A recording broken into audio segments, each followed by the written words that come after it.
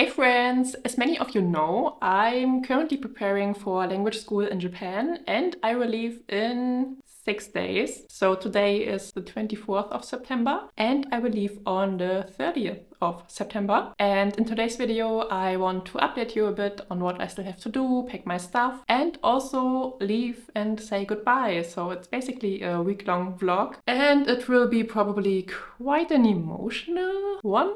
We will see. But I guess I will be crying at the end. If you want to know more about how I applied to language school and what every step involved and stuff, you can check out the last video I did on this topic. I will link it up here or there. I first want to update you on what happened the last 2 weeks. I got my visa, as you saw in the last video, and what I didn't talk about because it was not related to the last video was I booked actually the vacation with my mom because she will come and pick me up, kind of, because she's never been outside of Europe except for like Egypt once, and this was like 30 years ago, before I was even born. So of course it's the perfect opportunity that she can come visit me when I'm there and I can take her around because she doesn't really know any English or Japanese, so only German, and that's a bit hard in Japan alone. So she will come at the end of March after I'm done with language school, and then we will travel in Japan for like 1.5 weeks, and then we will go to Thailand for another week and then return together. So I booked her flights, we booked accommodation in both Thailand and also in Japan. This took quite a lot of brain power and it was quite exhausting because I was still figuring out like all the other stuff, like with my visa and going to Berlin 2 times and stuff, getting my health certificate. I didn't really have a lot of time for studying, unfortunately. And then last weekend I spent with my boyfriend trying to like figure out our vacation, or like when he visits me, because he will come to Japan in the winter. So over Christmas, his birthday, and then also New Year's Eve, so that we can spend all those things together. And he was also never in Japan before, so that's also why he's not coming with me, because he didn't want to like risk being in a country for 6 months he doesn't know, and that's why I'm going alone. We ran into like a few issues, kind of, because he actually has a Vietnamese passport and I have like the European passport. And for me, it's very easy to go to Japan for up to 3 months. But for him, it's not that easy because there are special regulations for like Vietnamese people, but also I think it's the same for like people from the Philippines and other like Southeast Asian countries. Correct me if I'm wrong, but that's at least what I've heard. It's very annoying because he basically has to send in all the paperwork I had to do for my long-term visa, except he only wants the visa for 3 weeks. And we also have to prepare like a whole travel itinerary for the Japanese embassy, so they will grant him his visa because they want to know where he is on which day in which hotel. And I feel like this is very controlling, but okay. And I mean, I come from a very privileged position, like as a European, but I think it's very unfair because my boyfriend is born here in Germany as well. So he technically is German, but his roots are in Vietnam and he didn't like change the citizenship to be a German. I mean, he applied for dual citizenship, but it's not like gone through yet because there was only the option to do that a couple of months ago, and before that you couldn't like apply for dual citizenship. So yeah, we were hoping that it would get through before he comes to Japan, but of course now we don't really know if this will happen until like November, December, so we have to apply, or like he has to apply for his visa. This is also something we still have to do, and this will probably take most of this week because I want to give them the most accurate plan that will most likely happen. I also did quite a lot of shopping the last couple of days because I feel like every day I'm thinking of something new I still need. And every day I'm telling myself, okay, this is the last like Amazon order we are going to be doing. And then again, I have to like get something else. Like all the little things you don't really think about. I just received the hopefully last packages today, and I ordered a second suitcase because I will actually take like all my bedding with me to Japan. In the last video, I told you that I want to get it from like IKEA in Japan, and I wanted to place the order before I arrive, and then hopefully the package is there and I can wash everything very quickly, put it in the dryer, and then sleep on the day I arrive with real bed sheets and stuff. But this won't happen because there's no one that can receive the package like at my share house, or at least that's what I was told. And since I can bring 2 large suitcases, I decided I will just take the bedding and take it with me to Japan. This may sound a bit unnecessary, but in my head it makes the most sense, and it guarantees if my suitcases arrive like at the destination the day I will also arrive, that I basically have bedding for like the night, and that's all I can ask for. So basically 1 suitcase is bedding and my winter jacket probably, and that's also why I ordered a bigger suitcase on Sunday and it arrived today. We will pick it up tomorrow from my parents' house because that's where my home office is and where I am always. And we will pick up the suitcase tomorrow with the car. So I don't have it yet here, but I will have it tomorrow, and I plan on packing, like really packing on Friday and Saturday, so that I still have Sunday as like an off day, and then Monday morning we already have to leave to like catch the plane. And yeah, other things I bought were, for example, a really handy spork. So it's a spoon and a fork and basically also a knife. It's really lightweight, and I think this will be really handy for when I'm eating lunch at language school or maybe at the convenience store, so I don't have to rely on single-use plastic or like single-use chopsticks. And of course I will also take chopsticks with me, so don't worry, I won't eat sushi with like a fork or something. Then I also got some like travel tags for the suitcases.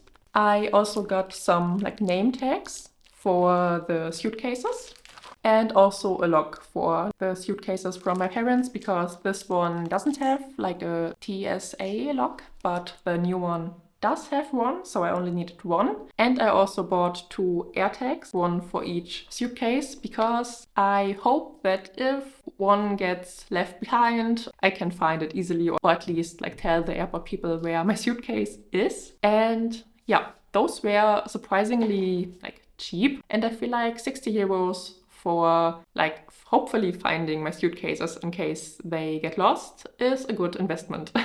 And also one bigger purchase I made are my glasses, because I actually never had glasses, but I felt like I definitely need some, like for like almost a year, but I never wanted to get some. But I always got headaches when I was at work and staring at the screen for too long, so I got some, and I haven't had headaches since, from work at least. So that's how they look.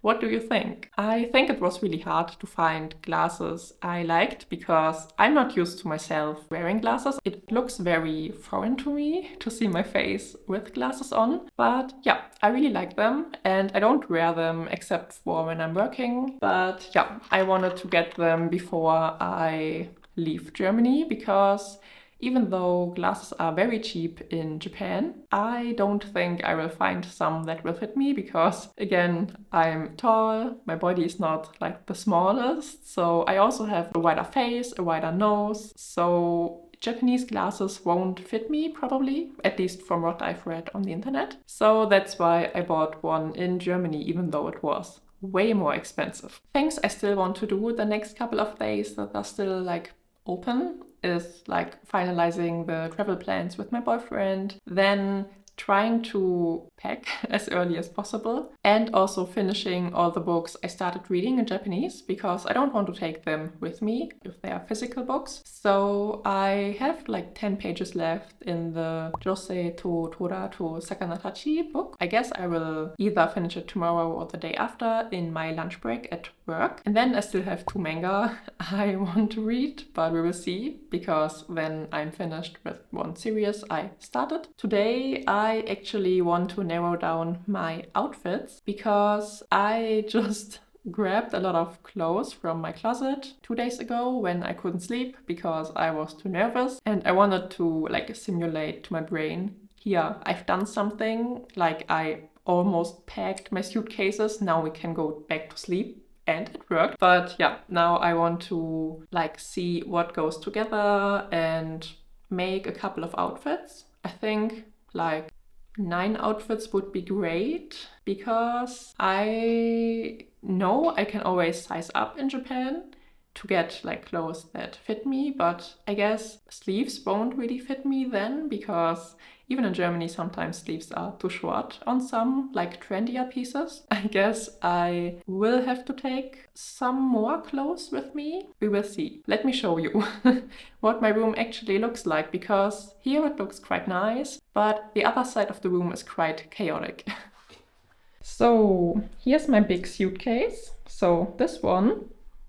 And yeah, as you can see, there are a lot of things just thrown in there, like things I don't want to like leave behind or I don't want to like forget packing, even though I have a packing list that I made like almost 1 month ago. So, and I'm keep refining it.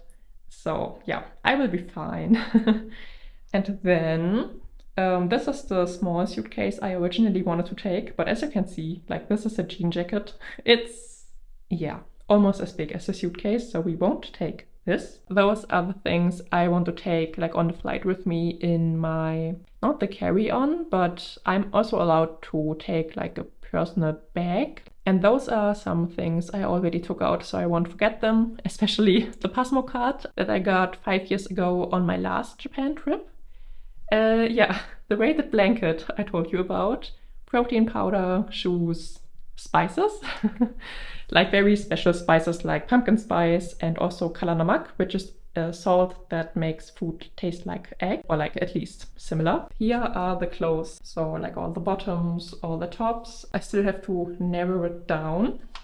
And I also already like made a little bag for my boyfriend with stuff I want him to take with him when he visits me. The first thing is the Christmas sweater he gave me like 2 Christmases ago, and it's actually like, I don't know if you can see it, Bring Me the Horizon Christmas sweater. Of course, gingerbread, a new journal for 2025, detergent sheets, some supplements, and also shampoo and like beauty stuff. So that's the progress I've made so far, and I will talk to you in a couple of days when I will actually start packing for real. So I'm finished, and yeah, those are all the clothes I want to take with me, or basically like the most part. There are still like stockings and socks in the washer, but yeah. I actually have more than the aspired 9 outfits, or than the 9 outfits I wanted to take. But yeah, I think it's really hard to eliminate something else because I kind of have to pack for like 4 seasons. Because I'm arriving in Japan in fall when it's still warm. I think it's still 20 degrees, so kind of late summer. At least like for German people. And then of course it's getting colder, then there's winter, then my boyfriend and I will also visit an area where there's definitely snow, so really cold winter probably. Then of course there's spring, and afterwards I will go with my mom to Thailand where there is really brutal summer. So yeah, I kind of need clothes for like the whole year, basically. So yeah, it was quite hard, but I definitely tried to pick pieces that are versatile, like dresses, for example. I tried to pick those that are quite light and breezy in the summer without like anything underneath. And then I can kind of make them warmer with wearing a turtleneck, and they look good with a turtleneck and also like with a jean jacket and also stockings. So those are like my staple pieces I knew I had to take. Then there's also one t-shirt and one button up that is also really light, and I wore this one in Thailand last year as well, and it worked fine with the temperature. Then there's one pair of trousers for when it's really cold because it's heat tech. Then 2 normal trousers, 2 skirts with the corresponding tops. So I tried to lay it out like in one row. So which skirt goes with which top. And as you can see, I have a lot of options, which is great. And then there are some like clothes for chilling out, like one outfit at least, because I feel like I can also like chill out in other pieces. But yeah, I wanted to have at least one comfortable outfit that I will only wear when I'm at home. And yeah, then there's also a jean jacket I want to take. There are some clothes, like 5 pieces, I will give my mom to take with her when she visits me for like Thailand. Like really summery pieces I can't really like incorporate into my like whole year wardrobe. I didn't really take clothes away, except for like one pair of pants that was quite warm because I already have one. And I feel like one pair of warm pants is enough. Yeah. So I'm interested to see how this will fit inside like the compartments or like packing cubes I bought. But yeah, this I will probably do on Friday. So I finally started packing today on Saturday, and because watching me pack is probably not the most interesting thing, I thought why not do a little Q&A in the meantime. So I asked you if you had any questions on Instagram and YouTube.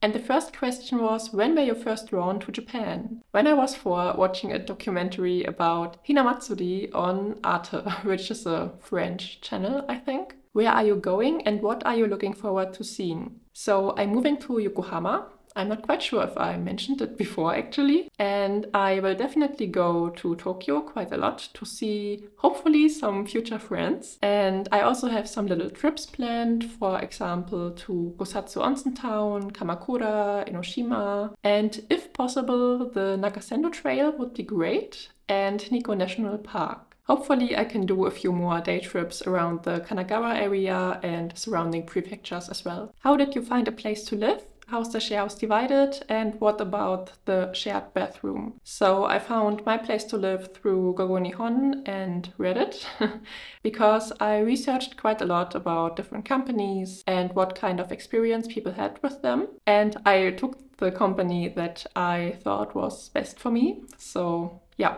I will talk more about it after I move out, but yeah, that's all you get from me right now. The house is divided into a bottom floor with all the common rooms and multiple floors on top of that with like rooms to live in for each person. We also have like shared toilets on each floor and also showers, but I actually also have a private sink in my room, so that's also nice if someone is not getting ready in the bathroom quick enough, that I can also use that. Do you take any Japanese learning resources with you, and if so, which one? I have quite a few books to read on my iPad and my Kindle, so those I'm definitely taking with me. I also have a little like overview sheet I ordered on Etsy a couple of months ago with different like conjugations, and I thought it would be handy to put it on the wall when I'm doing homework that I can reference it or something. But other than that, I only took the Ikemen Eikaiwa book, which is like a sentence book for Japanese people who want to learn English, but you can also use it the other way around. And this has a lot of helpful like little sentences in it that I don't know yet, but it would be great if I learn them so I can converse with more ease, hopefully. All the other books I will get from my school when I'm there, because we paid the books within the tuition fee, so I don't have to take any of my like textbooks, and I also wouldn't have have enough room for them anyways. Looking back, did you actually believe you'd make it this far in your Japanese language study journey? Actually, no. I wanted to be able to understand native content better, but the path to achieving that was very unclear to me. But yeah, watching other people on YouTube and Instagram helped quite a lot to see different routes one can take. And I'm very proud of myself that I now can read books, even though I have to use a dictionary, but I understand the storyline, and that's a really great feeling. And it actually took me 3 attempts to stay consistent. So yeah, I thought I wouldn't learn Japanese again after my first attempt in high school, but moving to Japan was the biggest motivator for staying consistent. Do you think learning Japanese has changed you a little,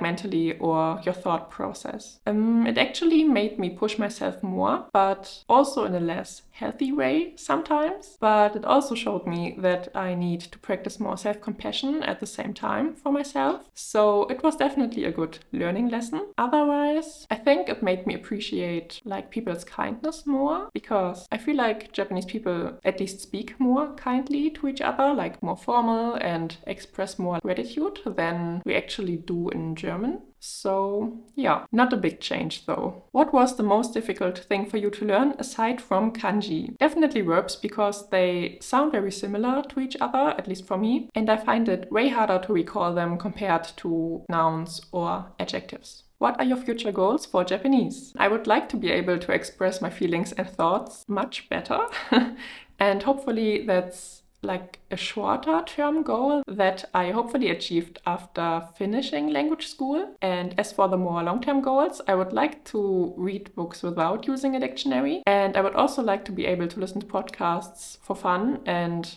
understanding the key parts without focusing too hard on them, like I can do with English, for example. And I would like to be able to hold an everyday conversation about ordinary topics with ease, but I think this will probably take quite a long time. Thank you so much for submitting your questions. I actually managed to pack quite a lot today, but not everything, because I still need some things tomorrow and Monday morning. We will see each other on Monday morning when it's time to say goodbye, which will be quite sad, and yeah, to leave for Japan. Good morning! We're just getting ready to leave. I managed to get everything into my suitcases. Now we have to head to Berlin, and I will catch my flight around lunchtime. So see you then. Yay, waiting for the next flight. So I safely arrived at Helsinki airport, and of course the first flight was too late, but only half an hour, and I still had 2 hours of a layover in Helsinki. So yeah, it's going very well. My seat neighbors were really nice in the first flight, or during the first flight, and it seems like there was a huge run in Berlin, and a lot of Japanese people came to run the marathon. And yeah, so there are a lot of runners on the next plane, it looks like, and also on the first plane. And yeah, we will see how the next flight goes. I already have a little bit of a headache, but yeah, I hope it won't get worse. So see you in Japan, I guess. I will talk to you in the next video when I am kind of settled in, hopefully. The next flight is 14 hours or 13 hours, I think. So wish me luck that everything is going well. To Tokyo Haneda is now open at gate number 52. Please present your boarding pass and passport at the gate. If you need assistance with boarding or you're traveling with infants, please contact us at the gate. Before the flight, I was actually quite nervous because it was an overnight flight and it was very long, and I wasn't sure if I would be able to sleep. But the flight turned out to be really fun because I sat next to a girl my age and we were talking almost the whole flight. I took this as a good omen that I already kind of made a friend on the plane. And then, of course, I had to immigrate and get my residence card. So I spent quite a long time at the airport, and I was really relieved when I was finally able to go into the cab. The driver was really friendly and took me right to my doorstep. I will see you for the next next video where I talk about my first week in Japan and what happened. And let me tell you, there were quite a lot of interesting things that happened. So definitely tune in next time as well. See you then. Bye bye.